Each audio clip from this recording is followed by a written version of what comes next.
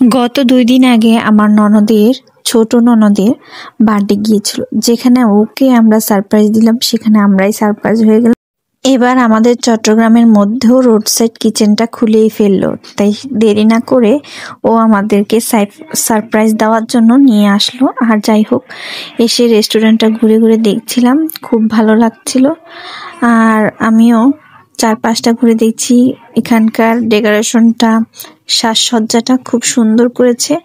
আমি চারপাশটা ঘুরে দেখছি, এখানকার গাছের সাথে প্রত্যেকটা বসার সিটের সাথে লাইটিং ছিল, আর টেবিলগুলো খুবই ভালো ছিল, মিউজিক ছিল, আর আশেপাশে যে ডেকোরেশনগুলি করা হয়েছে খুব সুন্দর। তারপর ভাই, এটা যেহেতু নতুন খুলেছে আর রোড সাইড কিচেন, আর খাওয়ার মানও খুব ভালো, যেহেতু 50% ডিসকাউন্ট দিচ্ছে, সেহেতু প্রচুর ভিড় ছিল। আমি যাওয়ার পর প্রায় আমরা আধা ঘন্টার মতো ওয়েট করছিলাম, দাঁড়িয়েছিলাম, সিট খালি পাচ্ছিলাম না। আর যেহেতু বাসা থেকে বের হয়েছিলাম ঠিক দুপুর করে 2টা করে, তখন তো সবার পেটে প্রচন্ড পরিমাণে খিদা, আর এই খিদা পেটে তখন বের হতে হয়েছিল।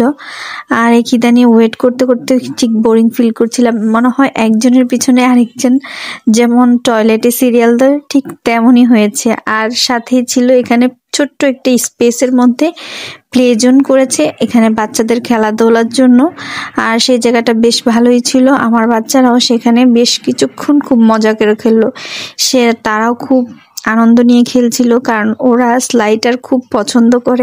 আমার কাছেও বেশটা ভালো লাগলো, কারণ সবসময় কোথাও না কোথাও গেলে বাচ্চারা যে কোনো জায়গায় গেলে খুব বায়না ধরে বিরক্ত করে, সেই হিসাবে আমি একটু ফ্রিলি ভাবে সেদিন ওখানে খাওয়া দাওয়া করতে গিয়েছিলাম। আর যাই হোক, খাওয়া তো অর্ডার দিয়ে এসেছিলাম, আসার সাথে সাথে অর্ডার করেছিলাম, যেহেতু খাবারটা আসতে একটু লেট হয়। যাই হোক, খাওয়া দাওয়া শুরু করে দিলাম।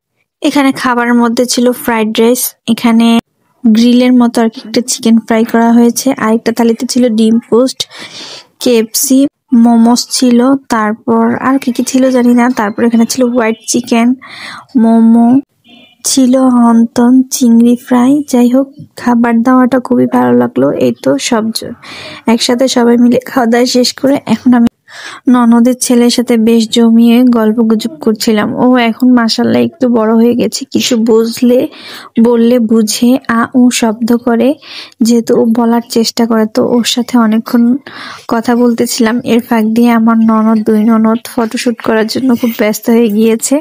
বলতো, ছোট বাচ্চা নিয়ে কোথাও বেড়াতে গেলে এই এক জ্বালা, একদম শান্তি পাওয়া যায় না, ফুল ভাবে ঘোরা যায় না, কান্নাকাটি। এই তো ওকে আমি নিয়ে সময় দিচ্ছিলাম, তারপর এই তো কেক কাটার সময় চলে আসলো।